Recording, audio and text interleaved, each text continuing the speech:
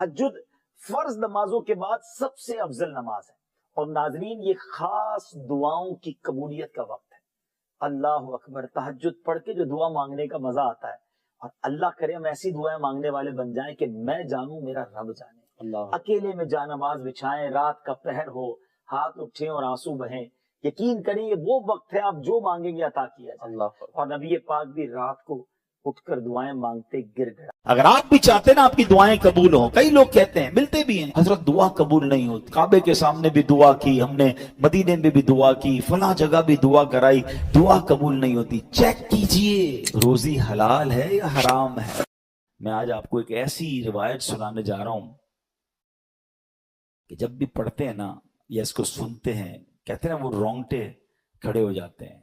یہ تورات شریف میں روایت ہے کہ اللہ پاک ارشاد فرماتا ہے، اے میرے بندے، کیا تجھے مجھ سے حیا نہیں آتی کہ تو راستے میں چل رہا ہوتا ہے، تیرے پاس اپنے کسی بھائی کا خط آتا ہے تو راستے سے ہٹ جاتا ہے، بیٹھ کر اس کے ایک ایک حرف کو غور سے پڑھتا، یہاں تک کہ اس کا کوئی لفظ نہیں چھوڑتا، جبکہ میری کتاب میں نے تیری طرف نازل کی۔ دیکھ اس میں تیرے لیے کتنی تفصیل ہے، میں نے کتنی بار تجھے سمجھایا تاکہ تو اس میں غور کرے، پھر بھی تو اس سے منہ پھیرتا ہے۔ کیا میرا مرتبہ تیرے نزدیک تیرے بھائیوں سے بھی کم ہے؟ اب آج کے دور میں ذرا سمجھیے گا، نماز پڑھ رہے ہو، ابھی مسجد میں ہمارے موبائل پر میسج آیا، میسج آنے کی ٹیون آئے، بیل بجے، واٹس ایپ آیا ہے، پتہ چل گیا ہے، اب دل میں خیال آنا شروع ہوگا، پتہ نہیں کس کا ہوگا، کیا لکھا ہوگا، کیا پیغام ہوگا، جلدی سے موبائل نکالو، چیک کرو، مس نہ ہو جائے۔ کال آئی ہے، فوراً دیکھیں گے کس کی آئی ہے، غور کیجئے۔ اللہ فرما رہا ہے، کتنی حقیقت بات ہے کہ ہم مسجد میں، نماز میں، سفر میں، ٹریول میں میسج آئے چھوڑتے نہیں۔ یہی تو بات تورات میں فرمائی نا کہ تیرے بھائی کا تیرے پاس خط آیا، پیغام آیا، تو اس راستے سے رک جاتا ہے، ایک ایک حرف بغور پڑتا ہے، اور میں نے جو تجھ پر کتاب نازل کی تیرے پاس اس کے لیے ٹائم نہیں ہے۔ کتنی ہدایت کی باتیں ہیں، کتنا تجھے اس میں سمجھایا ہے، کتنا تجھے بتایا ہے۔ پھر اگلا جملہ جو آخری جملہ ہے نا، وہ ہلا دیتا ہے کہ رب فرماتا ہے کہ میرا مرتبہ تیرے نزدیک تیرے بھائیوں سے بھی کم ہے، ہماری فیملی سے بھی کم ہمارے پاس اللہ کا مرتبہ ہو گیا۔ معاذ اللہ، فیملی کا میسج مس نہیں کرتے، باس کا میسج مس نہیں کرتے، دوستوں کا میسج مس نہیں کرتے، رات کو آدھی رات کو اٹھ کر بھی موبائل چیک کرتے ہیں۔ قرآن بھی تو میسج ہے نا، اور اللہ کا میسج ہے، راہ نجات ہے، راہ ہدایت ہے، کتنے خزانے ہیں ہمارے لیے۔ اچھا میں اور آپ واٹس ایپ پڑھیں، ہر واٹس ایپ پڑھنے کا تو ثواب نہیں نا، قرآن جتنا پڑھے ثواب ہے، ہر لفظ پر ثواب ہے، اور برکتیں کیسی ہیں، اللہ اکبر اللہ اکبر۔ ایک صحابی ہے حضرت ثابت بن قیس، ان کا گھر جو ہے رات کے وقت ان کا گھر ایسے چمکتا تھا جیسے روشن چراغ چمکتا۔ اس زمانے میں تو بجلی کا انتظام نہیں تھا، تو لوگوں نے نبی پاک سے تذکرہ کیا کہ حضور ثابت بن قیس کا گھر پورے محلے میں چمکتا رہتا ہے چراغ کی طرح۔ تو نبی پاک نے پتہ کیا فرمایا، ثابت بن قیس ضرور رات کو سورہ بقرہ کی تلاوت کرتے ہوں گے۔ صحابہ نے آ کے پوچھا کیا ایسا ہی ہے؟ کہتے ہاں، میں روز رات کو سورہ بقرہ کی تلاوت کرتا ہوں۔ یعنی اب غور کریں کہ قرآن پڑھنے پر ثواب، برکتوں کا نزول، فرشتوں کا نزول، ہدایت الگ مل رہی ہے، گائیڈنس الگ مل رہی ہے، but we have no time to read Quran and have no time to understand Quran. لیکن جو میسیجز آ رہے ہیں، جو ای میلز آ رہی ہیں، جو واٹس ایپ آ رہے ہیں، سب پڑھ رہے ہیں، سب دیکھ رہے ہیں، مس نہ ہو جائے۔ کتنی بڑی بات ہے کہ اللہ کے پیغام کے لیے وقت نہیں ہے۔ ہم مسلمان ہیں، ہم کیا یہ جواب دے سکیں گے قیامت کے دن کہ اللہ بڑا بیزی تھا، ٹائم نہیں تھا، بیزی لائف تھی، فیملی لائف تھی؟ نہیں میرے پیارے اسلامی بھائی، اس کو محسوس کیجئے۔ الاخدود کے بارے میں مفسرین کا اختلاف ہے کہ یہ کون لوگ تھے اور ان کا کیا واقعہ تھا۔ اس بارے میں حضرت صہیب رضی اللہ تعالیٰ عنہ سے روایت ہے کہ اگلی امتوں میں ایک بادشاہ تھا جو خدائی کا دعویٰ کرتا تھا، اور ایک جادوگر اس کے دربار کا بہت ہی مقرب تھا۔ ایک دن جادوگر نے بادشاہ سے کہا کہ میں اب بوڑھا ہو چکا ہوں، لہٰذا تم ایک لڑکے کو میرے پاس بھیج دو تاکہ میں اس کو اپنا جادو سکھا دوں۔ چنانچہ بادشاہ نے ایک ہوشیار لڑکے کو جادوگر کے پاس بھیج دیا۔ لڑکا روزانہ جادوگر کے پاس آنے جانے لگا، لیکن راستے میں ایک ایماندار راہب رہتا تھا۔ لڑکا ایک دن اس راہب کے ساتھ بیٹھا۔ وہ راہب ایمان والا تھا۔ اس کی باتیں لڑکے کو بہت پسند آ گئی۔ چنانچہ لڑکا جادوگر کے پاس جانے آنے میں روزانہ اس بزرگ کے پاس بیٹھنے لگا۔ ایک دن لڑکے نے دیکھا کہ ایک بڑا مہیب جانور، بڑا خطرناک سا جانور جو ہے راستے میں کھڑا ہے۔ اب اس نے کہا کہ آج یہ فیصلہ ہو جائے گا کہ جادوگر افضل ہے یا وہ بزرگ جن کے پاس میں بیٹھتا ہوں جو اللہ اور اس کے دین کی باتیں کرتے ہیں۔ چنانچہ لڑکے نے ایک پتھر اٹھا کر یہ دعا مانگی کہ یا اللہ عز و جل، اگر تیرے دربار میں اس بزرگ کا، اس راہب کا مذہب جادوگر سے زیادہ مقبول و محبوب ہو تو اس جانور کو اسی پتھر سے مقتول کر دے۔ یہ دعا کر کے اس لڑکے نے جب اس اتنے بڑے جانور کو پتھر مارا تو بہت بڑا جانور ایک چھوٹے سے پتھر سے قتل ہو کر مر گیا۔ لوگوں کا راستہ کھل گیا۔ لڑکے نے اس بزرگ کو جا کر یہ پورا واقعہ بیان کیا تو راہب نے کہا کہ اے لڑکے، خدا عز و جل کے دربار میں تیرا مرتبہ بہت بلند ہو گیا ہے، لہٰذا اب تو ان قریب امتحان میں ڈالا جائے گا، اس لیے کسی کو میرا پتہ نہ بتانا اور امتحان کے وقت صبر کرنا۔ اس کے بعد یہ لڑکا اس قدر صاحب کرامت ہو گیا کہ اس کی دعاؤں سے مادرزاد اندھے اور کوڑی شفا پانے لگے۔ رفتہ رفتہ بادشاہ کے دربار میں بھی اس کا چرچا ہونے لگا۔ بادشاہ کا ایک بڑا ہی مقرب ہم نشین تھا جو بادشاہ کا بڑا قریبی ساتھی تھا، وہ اندھا ہو گیا۔ اس لڑکے کے پاس بہت سارے ہدیے، بہت سارے گفٹس، تحائف لے کر آیا اور اپنی بصارت کے لیے دعا کا طالب ہوا کہ دعا کر دیں میری آنکھیں آ جائیں۔ تو اب لڑکے نے کہا کہ اگر تو اللہ تبارک و تعالیٰ پر ایمان لے آئے تو میں تیرے لیے دعا کروں گا۔ چنانچہ وہ ایمان لے آیا اور لڑکے نے اس کے لیے دعا کر دی۔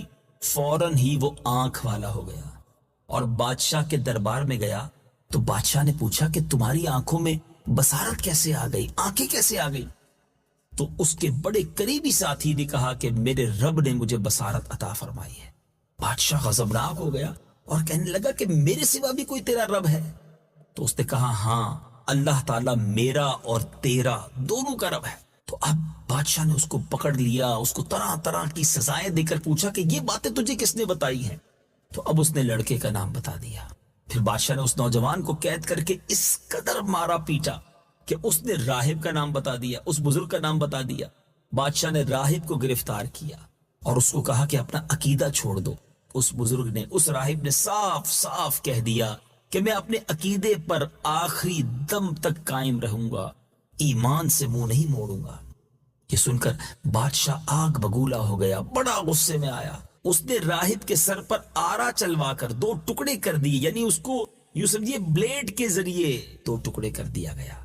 اس کے بعد بادشاہ نے اپنے مقرب ہم نشین کے سر پر، اپنے بڑے قریبی ساتھی کے اوپر بھی جو اللہ پر ایمان لایا تھا اس بنا پر، اس پر بھی آرا چلوا دیا، اس کے بھی 2 ٹکڑے کروا دیے۔ اب لڑکے کو، اس نوجوان کو سپاہیوں کے سپرد کیا اور حکم دیا کہ اس کو پہاڑ کی چوٹی پر لے جاؤ اور اوپر سے دھکا دے دو۔ اب اس لڑکے کو جب پہاڑ پر لے جایا گیا تو وہاں اس نے دعا مانگی، ایک زلزلہ آیا اور بادشاہ کے سپاہی زلزلے کے جھٹکوں سے ہلاک ہو گئے، اور لڑکا سلامتی کے ساتھ پھر بادشاہ کے سامنے آ کر کھڑا ہو گیا۔ پھر بادشاہ نے غیظ و غضب میں بھر کر حکم دیا کہ اس لڑکے کو کشتی پر بٹھا کر سمندر میں لے جاؤ اور سمندر کی گہرائی میں لے جا کر اس کو سمندر میں پھینک دو۔ چنانچہ بادشاہ کے سپاہی اس کو کشتی میں بٹھا کر لے گئے۔ کشتی میں جانے کے بعد اس لڑکے نے پھر دعا مانگی تو اب میرے میٹھے اسلامی بھائیوں، وہ کشتی جو تھی وہ غرق ہو گئی پانی میں، سب سپاہی ہلاک ہو گئے۔ لڑکا پھر صحت و سلامتی کے ساتھ بادشاہ کے سامنے آ کر کھڑا ہو گیا۔ بادشاہ حیران رہ گیا کہ کوئی تدبیر کارگر نہیں ہو رہی، اس کو مارنے میں ہم کامیاب نہیں ہو رہے۔ پھر اسی لڑکے نے بادشاہ سے کہا کہ اگر آپ مجھے واقعی شہید کرنا چاہتے ہیں تو صرف ایک ہی صورت ہے، مجھ کو سولی پر چڑھائیں اور یہ پڑھ کر مجھ پر تیر ماریں، بسم اللہ رب الغلام۔ چنانچہ اسی ترکیب سے بادشاہ نے اس لڑکے کو تیر مار کر شہید کر دیا۔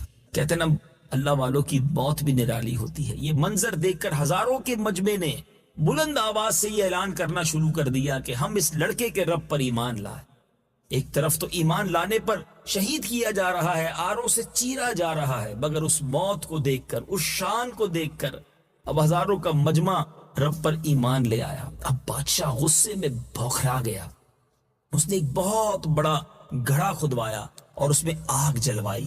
جب آگ کے شعلے خوب بلند ہونے لگے تو ایمانداروں کو پکڑ پکڑ کر اس آگ میں اس نے ڈلوانا شروع کر دیا، یہاں تک کہ 77 مومنین 77 ایمان والوں کو آگ میں جلا ڈالا گیا۔ آخر میں ایک ایمان والی عورت کو لایا گیا کہ جس کے ہاتھ میں بچہ تھا، گود میں بچہ تھا۔ اب جب بادشاہ نے اس کو بھی آگ میں ڈالنے کا حکم دیا تو وہ عورت کچھ گھبرائی، ماں جو ٹھہری، لیکن اس دودھ پیتے بچے نے کہا، اے میری ماں صبر کر، تو حق پر ہے۔ بچے کی آواز سن کر اس ماں کا جذبہ ایمانی بیدار ہو گیا اور وہ مطمئن ہو گئی۔ پھر ظالم بادشاہ نے اس مومنہ کو اس کے بچے کے ساتھ آگ میں پھینک دیا۔ اے میرے میٹھے اسلامی بھائیو، واقعہ تو بھی آگے بیان کرنا ہے، مگر کیا درس ہے، کیا واقعہ ہے۔ ہم تو گھر بیٹھے مومن بنے، ہمارے ماں باپ مسلمان تھے، ہمارے کانوں نے پہلی آواز اللہ اکبر کی سنی۔ ایسا بھی دور آیا اس دنیا میں کہ کلمہ پڑھنے والوں کو کاٹا گیا، کلمہ پڑھنے والوں کو جلا دیا گیا۔ ہم اپنے ایمان کی کب قدر کریں گے؟ اللہ کی اس نعمت کا کب شکر ادا کریں گے؟ اور کب اپنے اس ایمان کی سلامتی کی فکر کریں گے؟ اے میرے میٹھے اسلامی بھائیوں، ہم بڑے خوش نصیب ہیں جنہیں ایمان ملا ہے۔ نبی پاک علیہ الصلوۃ والسلام کی امت میں ہمیں شامل کیا گیا ہے۔ اللہ کا اس نعمت پر خوب شکر بھی ادا کیجیے اور اسی کے شکرانے میں رب کی نافرمانی سے بچیے۔ جس کریم نے ہمیں اتنی آسانی سے ایمان عطا کیا ہے، ہمیں اس کریم کی نافرمانی نہیں کرنی چاہیے۔ آگے چلتے ہیں اس واقعے میں کہ بادشاہ اور اس کے ساتھی جو تھے اس گھڑے کے کنارے مومنین کے آگ میں جلنے کا منظر کرسیوں پر بیٹھ کر دیکھ رہے تھے اور اپنی کامیابیوں پر خوشی منا رہے، کہہ لگا رہے تھے۔ ایک دم قہر الہی نے ظالموں کو اپنی گرفت میں لے لیا۔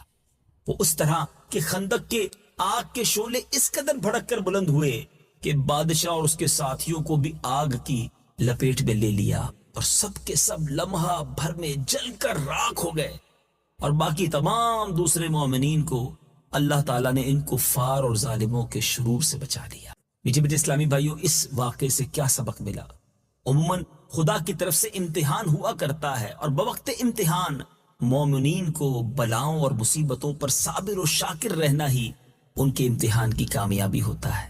یہ بھی معلوم ہوا کہ ایمان کامل کی نشانی یہی ہے کہ راہ خدا میں جو مشکلات آئیں، جو پریشانی آئے، ان مصیبتوں اور تکلیفوں سے گھبرا کر کبھی تذبذب میں، ہیزیٹیشن میں مبتلا نہیں ہوتے، بلکہ مومن خواہ پھولوں کے ہار کے نیچے ہو یا تلوار کے وار کے نیچے ہو، پانی میں غرق کیا جائے یا آگ کے شعلوں میں جلایا جائے، ہر حال میں بہر صورت وہ اپنے ایمان پر استقامت و استقلال کے ساتھ پہاڑ کی طرح قائم رہتا ہے اور اس کا خاتمہ ایمان پر ہی ہوتا ہے۔ یہ وہ سعادت عظمیٰ ہے جس کو نصیب ہو جائے اس کی خوش بختیوں کی معراج ہو جاتی ہے، اور وہ خدا عز و جل اور اس کے رسول علیہ الصلوۃ والسلام کی بارگاہ میں وہ قرب حاصل کر لیتا ہے کہ آسمانوں کے فرشتے اس کے اعلیٰ مراتب کی سر بلندیوں کے مداح اور ثناخواں بن جاتے ہیں۔ اللہ مجھے بھی آپ کو بھی جوش ایمانی نصیب فرمائے، ایمان کی قدر کرنا نصیب فرمائے، قرآن پاک پڑھنا اور اسے سمجھنے کا جذبہ نصیب فرمائے۔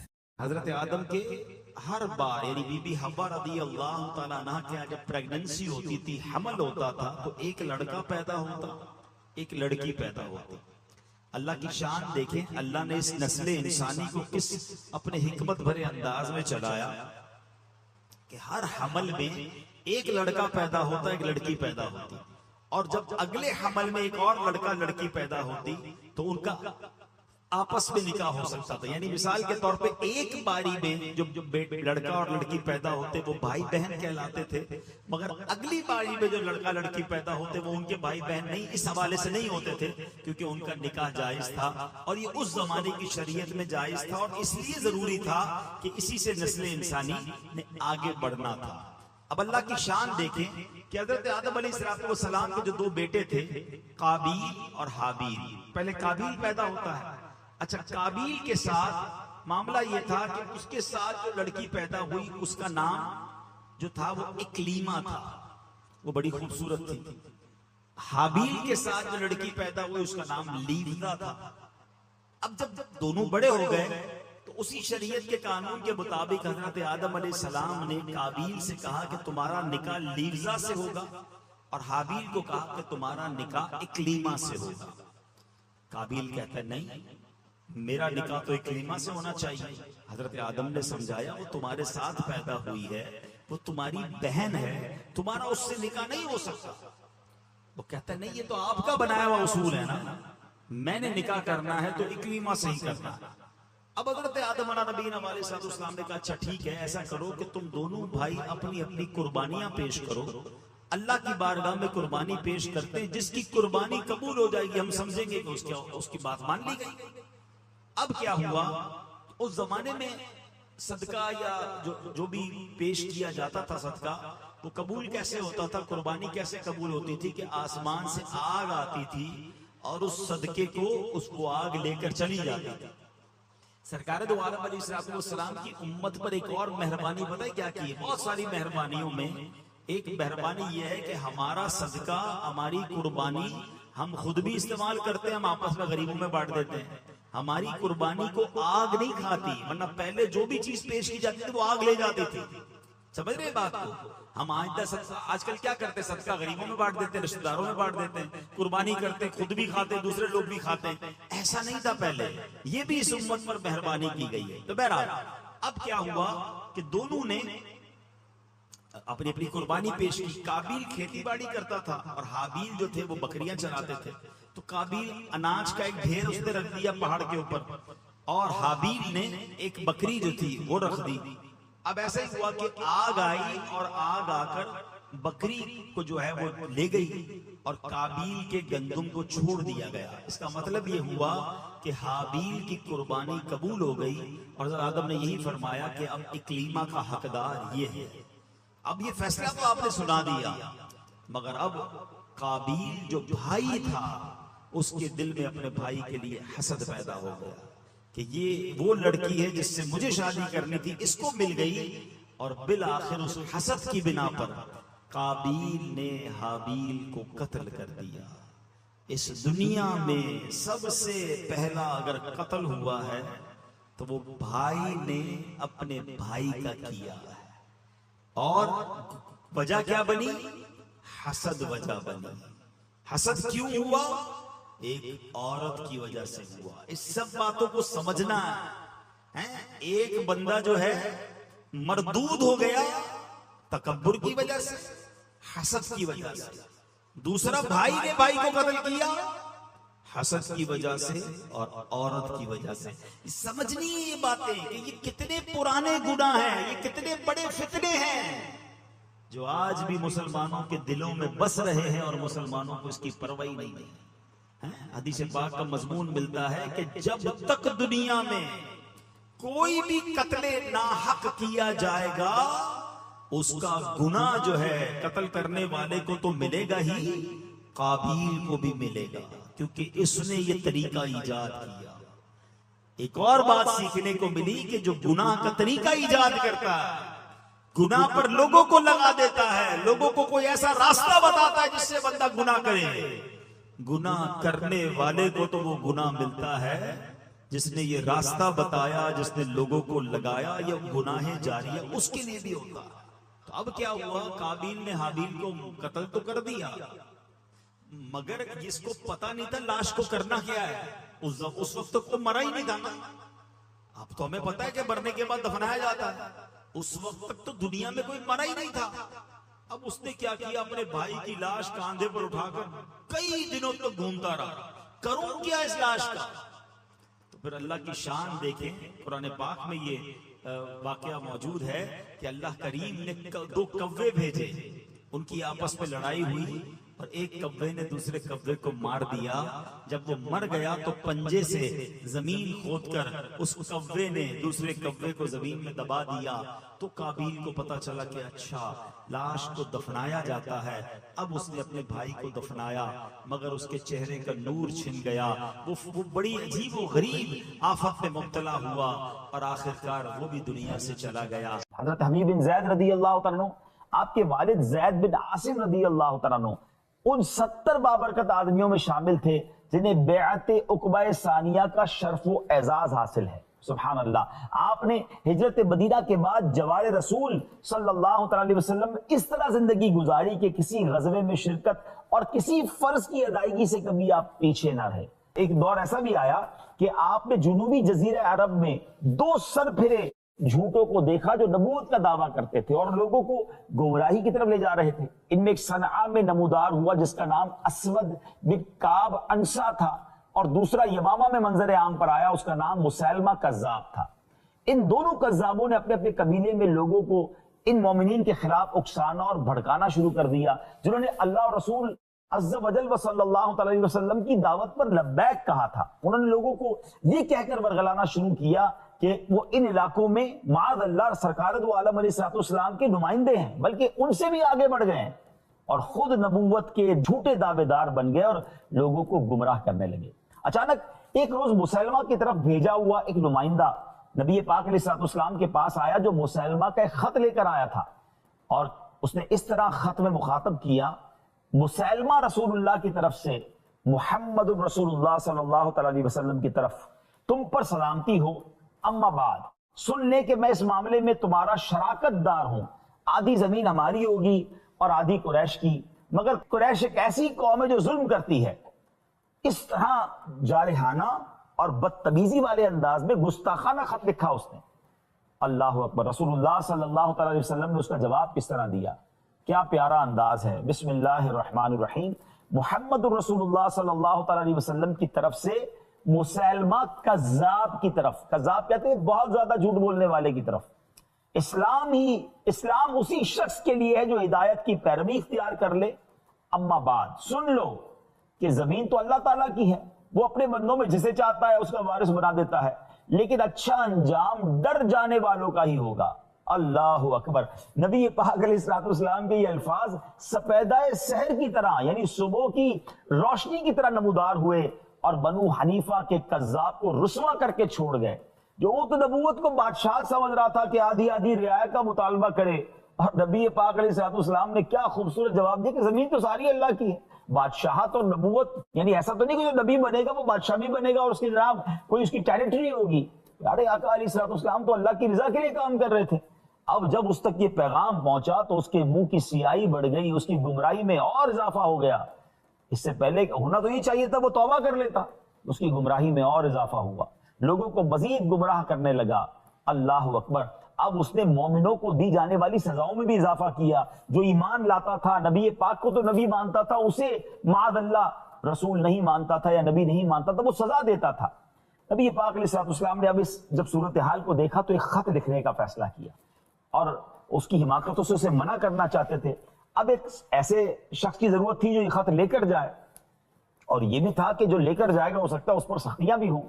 مگر قربان جائیے حضرت حبیب بن زید رضی اللہ تعالیٰ کی بہادری پر، آپ کی شجاعت پر، اور آپ کی نبی پاک علیہ السلام سے محبت پر اور عقیدہ ختم نبوت کی حفاظت پر، کہ آپ نے کہا حضور میں یہ سفر کرنے کے لیے تیار ہوں. تو خط لیا اور بڑی تیزی کے ساتھ اس علاقے میں پہنچے. اور جب نبی پاک علیہ السلام کا خط مسیلمہ کے حوالے کیا، مسیلمہ نے جب وہ خط کھولا تو نور و ضیاء جو اس خط سے اس سے ضیائیں نکلتی ہیں، اس نے اس کی آنکھیں اندھی کر دی اور اس کا غرور اور ضلالت جو ہے وہ اور بڑھ گئی. مسیلمہ کذاب نے اپنی قوم کے ایک روز اکٹھے ہو کر کہا کہ رسول پاک علیہ السلام کے جو پیغام لے کر آئے ہیں حبیب بن زید ان کو لایا جائے. اچھا، اس سے پہلے ان کو بہت زیادہ شدید زخمی کر دیا گیا تھا، ان پر بڑا ظلم کیا گیا تھا، اور مسیلمہ یہ سمجھتا تھا کہ اب دربار میں جب انہیں بلاؤں گا پہلے زخموں سے چور چور ہوں گے تو یہ میری بھی نبوت کا اقرار کر لیں گے اور میرے لوگ سمجھ جائیں گے کہ رسول پاک علیہ السلام کی طرف سے جو پیغام لے کر آئے ان کا دیکھیں عقیدہ بھی چینج ہو گیا. تو اب جب حضرت حبیب بن زید کو لایا گیا اور پہلے وہ بہت زیادہ زخمی تھے، جسم پر نشانات پڑے ہوئے تھے، تو مسیلمہ کو تو یہ امید تھی کہ مجھ پر ایمان لے آئیں گے. تو مسیلمہ کذاب نے بڑے کر و فر کے ساتھ کہا کہ تم یہ شہادت دیتے ہو کہ محمد رسول اللہ صلی اللہ علیہ وسلم اللہ کے رسول ہیں؟ حبیب بن زید نے کہا کہ ہاں میں بالکل گواہی دیتا ہوں کہ محمد رسول اللہ صلی اللہ علیہ وسلم اللہ کے رسول ہیں. جب یہ سنا تو اس کا چہرہ کا رنگ بدلنے لگا، مگر کہتا کیا تم یہ بھی گواہی دیتے ہو کہ میں بھی اللہ کا رسول ہوں؟ حضرت حبیب بن زید کہتے ہیں کہ میں تو بہرا ہوں، میں سنتا ہی نہیں، مجھے تمہاری آواز نہیں آ رہی ہے. جب یہ کہا تو مسیلمہ کو تو جس کو کہتے ہیں کاٹو تو خون نہیں، سارے دربار میں ذلیل و رسوا ہو گیا کہ یہ کیسے سرکار علیہ السلام کے امتی ہیں کہ اتنی مار کھانے کے باوجود بھی ان کا عقیدہ ذرا سا ایک انچ بھی آگے پیچھے نہیں ہوا. اللہ اکبر. اب اس نے اپنے جلاد کو بلایا کہ فوراً ان کا ایک ہاتھ کاٹ دو، تلوار مارو انہیں۔ ان ظالموں نے آپ کا ایک ہاتھ کاٹ دیا۔ پھر حبیب بن زید سے پوچھا جاتا ہے کہ کیا تم گواہی دیتے ہو محمد صلی اللہ علیہ وسلم اللہ کے رسول ہیں؟ کہتے ہیں بالکل گواہی دیتا ہوں، میرے آقا محمد رسول اللہ صلی اللہ علیہ وسلم اللہ کے رسول ہیں۔ پھر کہا تم یہ گواہی دیتے ہو کہ میں بھی اللہ کا رسول ہوں؟ حضرت حبیب بن زید کہتے ہیں مجھے تمہاری آواز نہیں آ رہی ہے، میں تمہاری آواز سننے سے قاصر ہوں۔ پھر غیظ و غضب میں آ گیا، دوسرا بازو بھی کاٹ دیا گیا، پھر سوال کیا گیا، پھر یہی جواب ملا، ایک ایک کر کے آپ کے جسم کے اعضاء کاٹ دیے گئے۔ مگر قربان جائیے حضرت حبیب بن زید رضی اللہ تعالیٰ کے ایمان پر، عقیدہ ختم نبوت پر کیسی مضبوطی ہے کہ وہ بوٹیاں کرتے رہے، وہ آپ کے جسم کو کاٹتے رہے، آپ شہید ہو گئے، مگر آپ کے پایا استقلال میں، آپ کے ایمان میں ذرہ برابر بھی فرق نہیں آیا۔ سرکار دو عالم علیہ السلام کو جب یہ اطلاع ملی کہ حضرت حبیب بن زید شہید ہو گئے، آپ نے بڑا صبر کا مظاہرہ کیا، کیونکہ اللہ تبارک و تعالیٰ نے آپ کو یہ خبر دے دی تھی کہ مسلمہ کذاب کا آگے جا کر انجام کیا ہونا ہے۔ ناظرین، اس واقعے سے جہاں حضرت حبیب بن زید رضی اللہ تعالیٰ عنہ کی قربانی، آپ کا صبر، اسلام کے لیے آپ کی جو جس کو کہیے کہ استقلال ہے، عزم ہے، اس کا پتہ چلتا ہے، اور یہ بھی پتہ چلتا ہے کہ عقیدہ ختم نبوت میں ہمیں کتنا پکا ہونا چاہیے۔ ہمارے کان بھی ایسی باتیں سننے کے لیے بہرے ہونے چاہیے۔ ہم سب کا یہ فائنل ڈیسیژن اور عقیدہ ہے۔ یاد رکھیے، جس طرح اللہ کو ایک ماننا ہمارے ایمان کے لیے ضروری ہے، اس طرح جناب رسول اللہ صلی اللہ تعالی علیہ وسلم کو اللہ کا آخری نبی ماننا بھی یہ ہمارے ایمان کا ویسے ہی تقاضا ہے۔ اس عقیدے کو خود بھی مضبوط کیجئے، اپنے بچوں کو بھی یہ سکھائیے۔